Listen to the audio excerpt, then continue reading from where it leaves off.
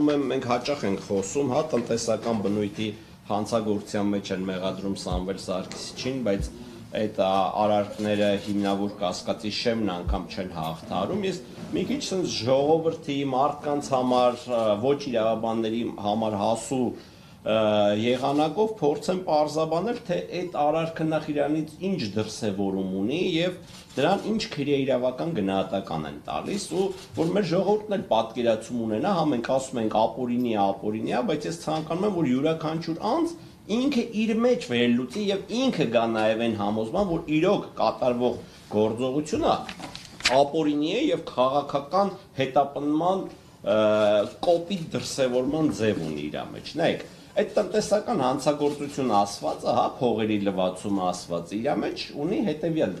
դրսևորումը, հա, տվյալ այս դեպքում։ Իբրև ես կփորձեմ հնարավորինս նախաքննական գաղտնիքին շրջանցմամբ այդ ինֆորմացիան շատ կարևորում եմ մեր հանրությանը փոխանցեմ։ Ուրեմն ստացվում է հետ ՀԲ ընկերության մի քանի պաշտոնյա անձինք, հա, ղեկավար պաշտոն զբաղեցնող անձինք հիմնադրում են X ընկերություն եւ X ընկերությամբ իրականացնում են որոշակի գործողություններ։ Թողենք դա հանցավոր է, հանցավոր չէ, օրինակ մենք ունենք արդեն կայացված դատական ակտեր, հենց Սարգիս Պետրոսյանը ես տեղյակ եմ որպես դատավոր, հենց այդ անձանց գործընկերներից մեկի մասով հաստատված է համարել, որ փողերի լվացման հանցակազմ գոյություն չունի։ Հիմա ինչ է ասում վարույթ իրականացնող մարմինը, այդ ընկերության հետ Սամվել Կարապետյանը որևէ կապ եւ առնչություն չունի, հա, խոսքը վերաբերում է կայծաղբյուր ընկերությանը, որևիցե ձևով կապ եւ առնչություն չունի, բայց քննչական մարմինը ունի հետեւյալ դատողությունը, հա, ու շատ մեր համար զավեշտալի է, որ այդ աբսուրդի ժանրից բխող դատողությունը կիսում է նաեւ Վճռաբեկ Աթյանը, ասում է, այ գիտեք, քանի որ հեծի աշխատողներն են ստեղծել այդ ընկերությունը, իսկ դուք հանդիսանում եք հետ ՓԲ ընկերության հիմնադիր, ուրեմն այ նրանց կողմից կատարած փողերի լվացման, հա, իրանց ձևակերպման փողերի լվացման, դա փողերի լվացման ոչ մի դրսևորում գոյություն չունի, վստահ եմ այդ գործը հետո կքննվի ու մարդիկ ավելի մանրամասը կտեղեկացվեն, ասում է, այ նրանք որ արել են այդ գործողությունը, ուրեմն դու էլ քանի որ հեծի հիմնադիրն ես, ուրեմն արել են քո կազմակերպման։ Ասում ենք, այ եղբայր ջան, հələ մի հատ փաստաթուղթ ցույց տու, մի հատ ապացույց ցույց տու, մի հատ վկայի ցույց տու, որ օրինակ այս մարդը որևէ ձևով առնչություն ունեց այդ ընկերության հետ, տնօրեններին կամ ղեկավարներին ասելա սենց վարվեք, նենց վարվեք, 0 պատասխան, 0 արձագանք, միակ փաստը այն է, որ ինքը հանդիսանում է հեծ ՓԲ-ի հիմնադիրը, իսկ եթե հեծ ՓԲ-ի աշխատակիցները հիմնադրել են ընկերություն ու կատարել են ենթադրյալ հանցագործություն, ես ենթադրյալը շատ եմ կարևորում, քանի որ դրան էլ ենք ծանոթ, այդտեղ էլ հանցագործություն չկա։ Կատարել են ենթադրյալ հանցագործություն, ուրեմն այդ ընկերության հիմնադիրը կազմակերպել է այդ արարքը, որպեսզի ժողովրդի համար պատկերավոր դառնա, նաև մեր քննիչների, թե իրանք ինչ ապօրինության շղթայի մեջ են մտել, ստացվում է, եթե քննչական կոմիտեի քննիչներից մեկը կաշառք է վերցնում, ուրեմն մենք ողջամտորեն կարող ենք ենթադրել, որ այդ կաշառք վերցնելու գործընթացը կազմակերպել է քննչական կոմիտեի նախագահը։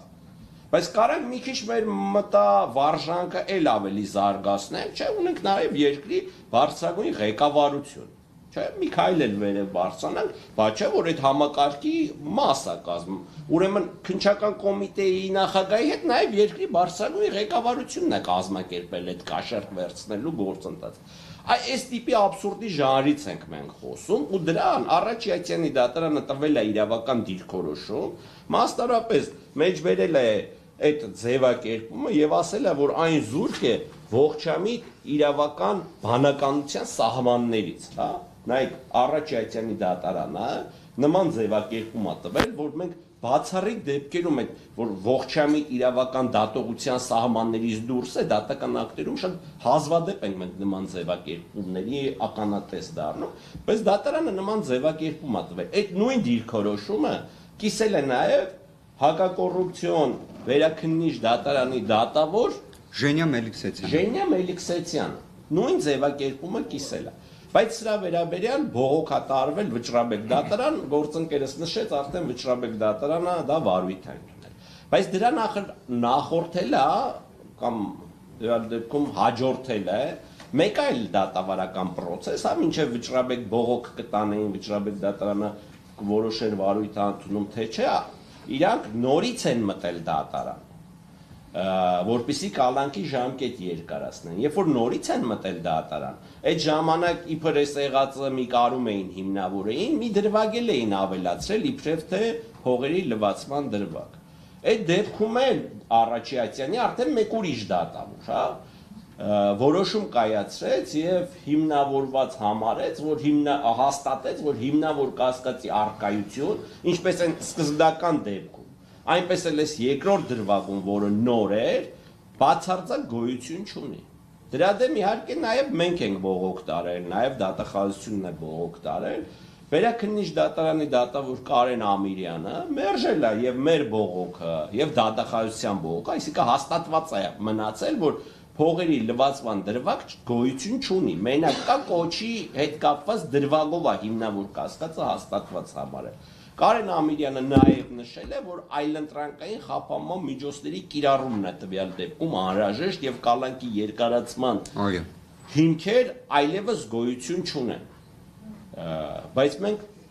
օրերի ընթացքում, հա, կարելի ասել ժամերի ընթացքում, որ քննիչես նոր միջնորդությունը պետք է մուտք անի դատարան,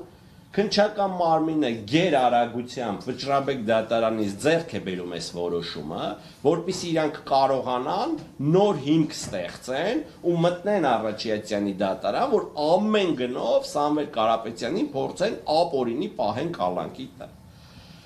Ես իհարկե ծանոթացել եմ Վճռաբեկ դատարանի այդ արտահայտած դիրքորոշումներին, եթե կարելի է դա այդպես ասել, ուրեմն այս որոշումը ըստ էության բաղկացած է 108 էջից, 108 էջից մոտ 99%-ը բացարձակապես copy-paste են, հա, բողոքներ, գործի դատավարական նախապատմություն այս կոմենքում, մենակ 3-4 էջը, որ կարելի ասել Վճռաբեկ դատարանի իրավական դիրքորոշումներ են, իսկ այդ իրավական դիրքորոշումներն ըստ էության հանգում են հետևյալին, որ չէ նման դեպքերում քանի որ այդ արարքը ունի ավելի լատենտային հատկանիշ, նման դեպքերում հիմնավոր կասկածի շեմը պետք է ավելի նվազ գնահատել եւ պետք է հիմնավոր կասկածի առկայությունը փաստել։ Ես խորը մտավախություն ունեմ եւ Աստված որ այդ մտավախությունը երբևէ չհաստատվի, որ այս որոշումը չի գրվել Վճռաբեկ դատարանում։ Վճռաբեկ դատարանի դատավորները այդ 14 հատորանոց գործի նյութերին, չգիտեմ այն ժամանակ քանի հատոր էր։ 14 էր։ Հատոր գործի նյութերին չեն էլ ծանոթացել։ Վստահ եմ, այնտեղ մենք ունենք 5 դատավոր, իրանք ոնց են նայելու իրանք օգնականների աչքերին ու ամեն մի օգնականի մոտ հիմա ես դատարանում դատավորի օգնական եղել եմ ու գիտեմ ծավալուն գործով դատական ակտ գրել են այն մի քանի դատավորների խմբի կազմում, ինչքան ծավալուն քննարկումներ իրանց մեջ պետքա տեղի ունենացած լինի։ Ես խիստ մտավախություն ունեմ, որ իրանք չեն գրել ու ոնց են նայելու իրանք օգնականների աչքերին, թե ի վերջո այդ օգնականները չեն մասնակցել այդ քննարկումներին, չեն կազմել դատական ակտերի նախագծեր, այս ակտը որտեղից ի հայտ եկա, ոչ ոք իմ խորին համոզմամբ չի կարտացել, դա սա իմ սուբյեկտիվ կարծիքն է, իմ սուբյեկտիվ ենթադրությունն է հիմնված այն փաստերի վրա, որ այսպիսի գերարագությամբ իրանք չէին կարա այդ ծավալուն գործը ուսումնասիրել, այդ ծավալուն գործը քննարկել ու վերլուծել եւ գալ նման անտրամաբանական անհիմն հետևության։ Այս դատական ակտով թեև իրենք կոչված են երաշխավորելու արտարադատության դատական համակարգի հեղինակությունը, բայց այս դատական ակտով իրանք արտարադատության ու դատական համակարգի հեղինակությունը նսեմացնում ու տասնապատիկ ցածրացնում են։ Ստեղ իրանք շատ սխալ իրավական վերլուծությունների են հանգել ու ելի եմ ասում, եթե հեծի աշխատողները կատարել են ձևականորեն, հա, պայմանական վերցած, որևիցե հանցանք ու դա կարելի է վերել, ասել ուրեմն հեծի հիմնադիրը դրա կազմակերպողն է, այդ նույն տրամաբանությամբ պետական ապարատում ցանկացած չինովնիկի կատարած հանցագործության համար երկրի բարձրագույն ղեկավարին կարելի է նույն տրամաբանությամբ քրեական պատասխանատվության ենթարկել։ Ինչը թե ես եմ ասում, թե դատական ակտ կայացրած դատավորներն են ասում, զուրկ է ողջամիտ տրամաբանության, ողջամիտ բանականության սահմաններից։ Բայց ինչի այսքան բանն արվում, էլի մենք նաև սրա ակունքներին պետք է գանք, ժողովուրդ ջան, վստահ եմ բոլորը նկատեցիք, որ փողերի լվացման այս հատկանիշները երբ որ դուրս եկան, թե պետական մակարդակներում, հա, ժողովրդի մեջ բոլորը դատապարտում են այդ դրսևորումը, որ ոնց կարելի է եկեղեցուն պաշտպանելու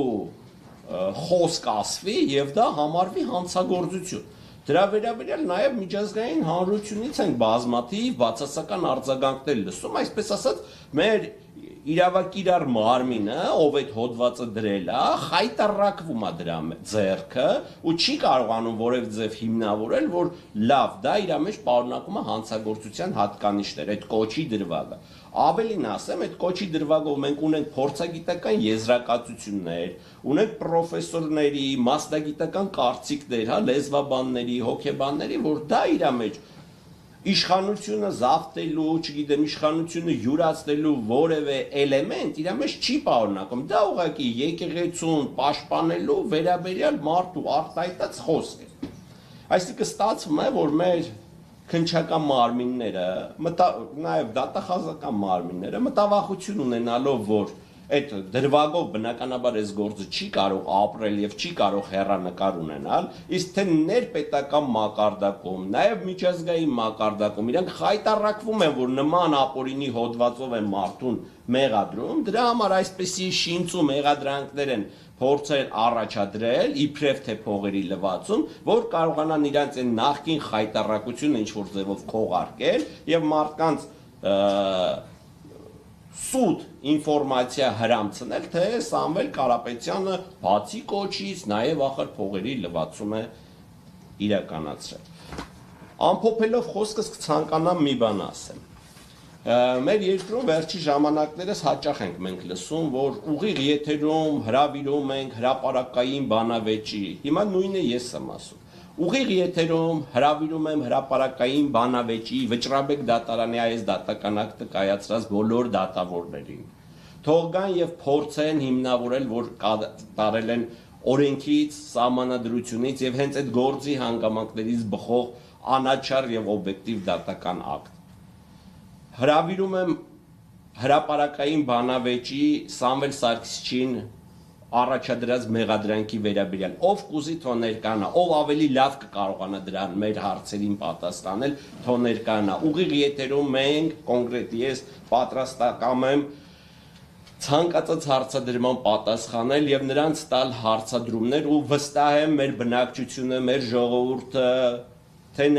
քաղաքական, թե մեր երկրից դուրս ապրող մեր հայրենակիցները կտեսնեն, թե ինչ ակնհայտ ապօրինի մեղադրանք է առաջադրվել Սամվել Կարապետյանին։ Կուզի թող հսկող դատախազը գա այդ բանավեճին, կուզի թող քննիչը գա, կամ իրանց ղեկավարները կան, ընդհուպ մինչև, չգիտեմ, ամենաբարձր մակարդակով, ով լավ, ամենից լավն է տիրապետում այս գործին, կլինի մի հոգի, կլինի 10 հոգի, հրավիրում եմ հրապարակային բանավեճի։ Թող գան ուղիղ եթերում բանավիճենք ու կտեսնեք, որ ստեղ բացի ապօրինությունից ուրիշ ոչինչ գոյություն չունի։ Շնորհակալ եմ։ Ես ճիշտ հասկացա, նաև հրավիրում եք Նիկոլ Փաշինյանին։ Չէ, Նիկոլ Փաշինյանին չենք հրավիրում։ Նիկոլ Փաշինյանի նախկին օգնական Աննա Վարդապետյանին։ Այո, իհարկե, ով լավ տիրապետում է այս գործի հանգամանքներին, որ քննարկման ժամանակ չասեն, այդ մասը լավ չենք նայել, հետո կպատասխանենք կամ հետո գրավոր կանրադառնանք այդ հարցերին։ Լրացնեմ էլի, հետո հարցեր։ Լրացնենք, հետո հարցեր խնդրեմ։ Որ չխառնենք իրար, հա։ Որ դուք հարցրեցիք, հաստատ նորից հարցեր են դրան հաջորդելու։ Ես մի երկու խոսքով կցանկանայի անդրադառնալ այն իրավիճակին, որը առկա է։ Նախ դատավորները չեմ կարծում, որ Ճռաբեկի որ գան նման քննարկման, որտեղ վարքագծի կանոններով կաշկանդված են, բայց այ հսկող դատախազ, քննիչ կամ այդ կառույցների 53 քննիչ լիազորված